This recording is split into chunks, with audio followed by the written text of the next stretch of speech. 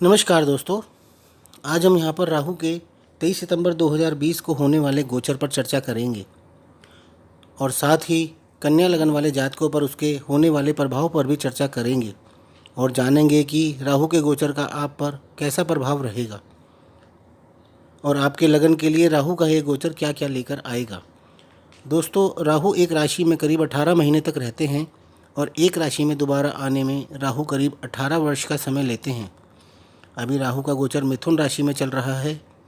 यहाँ पर राहु का गोचर 7 मार्च 2019 को हुआ था। यह राहु की मूल त्रिकोण राशि है। इसमें राहु लगभग उच्च के समान ही फल देते हैं। इसी प्रकार केतु का गोचर धनु राशि में चल रहा है, जो कि केतु की मूल त्रिकोण राशि है। मिथुन राशि में राहु का गोचर अच्छा माना जाता है क्योंकि यह बुध की राशि है और यहाँ पर राहु अपना प्रभाव खुल कर देते हैं।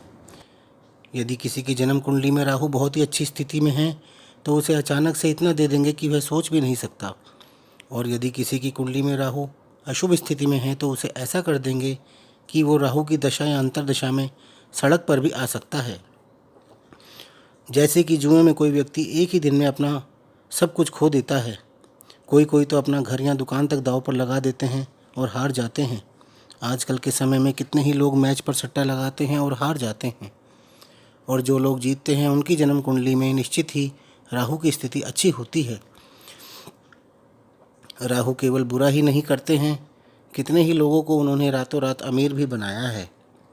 जिनके पास कुछ नहीं था उसको राहु ने बहुत कुछ दिया है, उसे धरती से आकाश पर भी बिठाया है, और घमंड में जी रहे कितने ही लोगों को अपनी दशा अंतर्दशा में आकाश से धरती पर भी बिठा दिया है। राहु शनि के समान फल देते हैं, जबकि केतु मंगल के समान फल देते हैं। राहु की महादशा 18 वर्ष की होती है। जिनकी कुंडली में राहु शुभ स्थिति में है और उनकी राहु की महादशा शुरू हो गई है, ऐसे लोगों को राहु ने राजनीति, फिल्म इंडस्ट्री और कितनी ही बड़ी बड़ी फील्ड्स में बहुत ऊंचे ऊंचे मुकाम पर पहुंचा दिया है। आप फिल्म स्टार्स व नेताओं की कुंडली खोल कर देख सकते हैं। ज़्यादातर की कुंडली में राहु शुभ स्थिति में ही मिलेंगे और उनकी लाइफ सेटल होने की स्टेज पर ही उनको राहु की महादशा भी मिली है और वो चढ़ते ही चले गए हैं। इसके अलावा राहु गंभीर बीमारियों के भी कारक होते हैं। शरीर में उदर रोग व कैंसर की गांठ व तरह तरह के इन्फेक्शन का कारक भी राहु ही होते हैं। जो लोग बहुत ज़्यादा बोलते हैं उन पर भी राहु का ही प्रभाव होता है। आप उनकी कुंडली देखिए, उनकी जन्म कुंडली में या तो वाणी भाव में राहु स्थित मिलेंगे या उस भाव पर राहु की दृष्टि होगी। राहु का शुभ राशि में होना और उस भाव पर शुभ ग्रह की दृष्टि जातक को एक कुशल वक्ता बना देती है, और राहु का गलत राशि में होना या बुरे प्रभाव वाले लोग बहुत उल्टा बोलकर अपना नुकसान करते रहते हैं और एक समय पर दुनिया से कट जाते हैं। अंतरिक्ष की ऊंचाइयों पर पहुंचने वाले यात्रियों व अंतरिक्ष इंजीनियर की कुंडली में भी राहु बहुत ही शुभ स्थिति में होते हैं, क्योंकि राहु ऊंचाइयों के कारक हैं। एरोप्लेन उड़ाने वाले पायलट्स और उनकी सहकर्मी तथा एयर होस्टेसेस की कुंडली में भी राहु बहुत ही शुभ स्थिति में होते हैं, क्योंकि ये लोग भी अपना कार्य आसमान की ऊंचाइयों पर ही करते हैं। हम इसे ऐसे भी कह सकते हैं कि जिनकी कुंडली में राहु अच्छी स्थिति में होते हैं, ऐसे जातक ही इंजीनियर, अंतरिक्ष यात्री, पायलट्स व एयर होस्टेस तथा एक अच्छे पॉलिटिशियन बन सकते हैं। एक अच्छा पॉलिटिशियन बनने के लिए भी आपका राहु अच्छा होना ज़रूरी है, क्योंकि एक अच्छा वक्ता होना बहुत ज़रूरी होता है, और जो एक अच्छा वक्ता होता है वही एक अच्छा पॉलिटिशियन भी हो सकता है। राजनीति में सूर्य का भी रोल होता है, किंतु सूर्य सत्ता का व सरकार का कारक है। राजनीति में होना और सत्ता में होने में या सरकार के होने में फ़र्क होता है। आपके परिवार में भी जो बुजुर्ग व्यक्ति होते हैं, जैसे आपके दादा या दादी, भी राहु के ही प्रतीक हैं। आपको उनकी जितना हो सके सेवा करना चाहिए। इससे आपकी कुंडली में राहु की स्थिति सुधरती है। आपकी कुंडली में जब भी राहु की दशा या अंतर्दशा आती है, इसमें आपको गंगा स्नान करने का भी अवसर प्राप्त होता है। ऐसा कहा जाता है कि राहु की दशा में जातक को तीर्थ यात्राएं करने का भी अवसर मिलता है।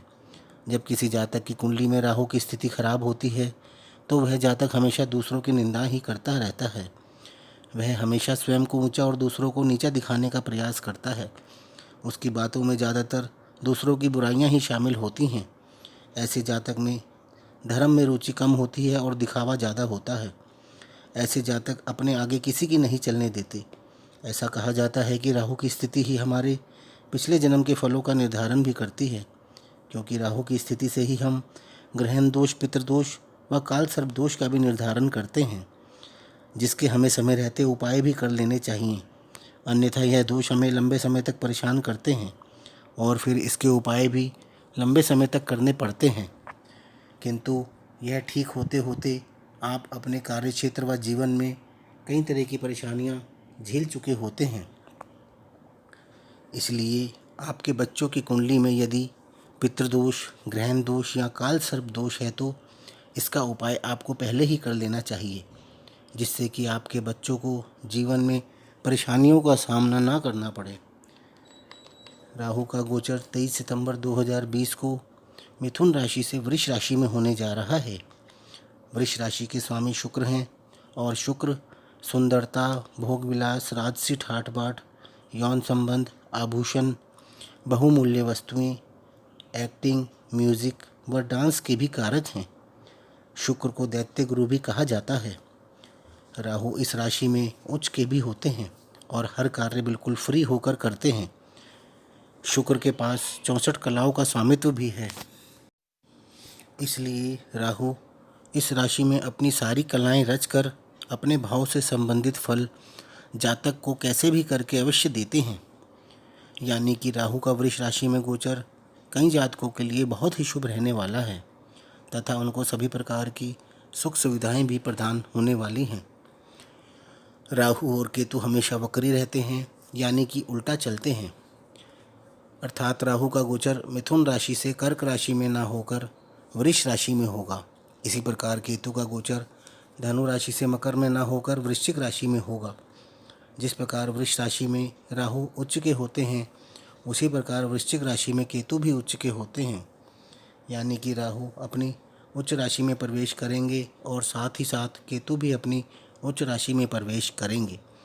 हमें राहु के साथ साथ केतु के भी शुभ प्रभाव प्राप्त होंगे। आइए जानते हैं कन्या लगन के जातकों के बारे में कि राहु के गोचर का कन्या लगन के जातकों पर क्या प्रभाव पड़ेगा। कन्या लगन के जातकों की कुंडली में अभी राहु का गोचर मिथुन राशि में 10वें भाव में चल रहा है। यहाँ पर राहु का गोचर बहुत शुभ माना जाता है। इस समय में आपको व्यापार की स्थिति बहुत अच्छी मिलने वाली है। आपके द्वारा कोई नया कार्य भी शुरू हो सकता है। आपकी जॉब में भी आपका प्रदर्शन बहुत अच्छा रहेगा। आपके पिता द्वारा आपको पूरी हेल्प भी मिल सकती है।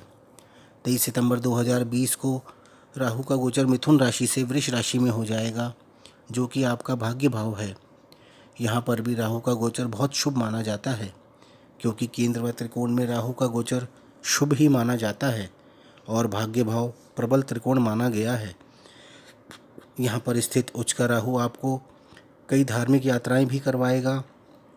आप कई जगहों पर दूर दूर घूमने भी जा सकते हैं।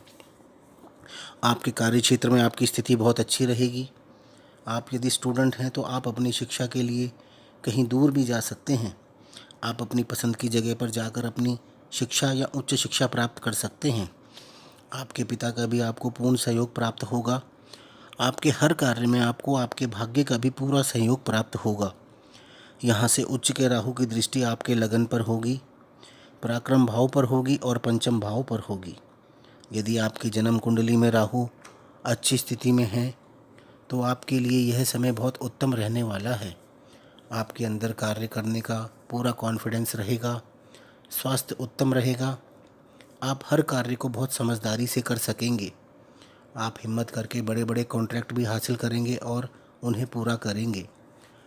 आपकी शेयर्स से भी इनकम हो सकती है। आपका माइंड इस समय में बहुत तेज़ी से कार्य करेगा।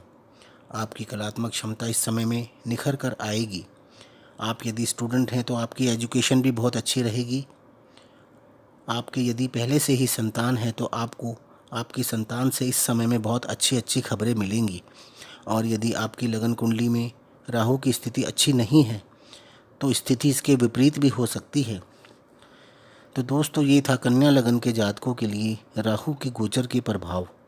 आपको यदि वीडियो पसंद आए तो इसे लाइक अवश्य करें, साथ ही हमारे चैनल को सब्सक्राइब भी करें ताकि आपको हमारे सारे वीडियोस का नोटिफिकेशन टाइम से मिल सके और आप हमारे सारे वीडियोस को देख सकें। धन्यवाद।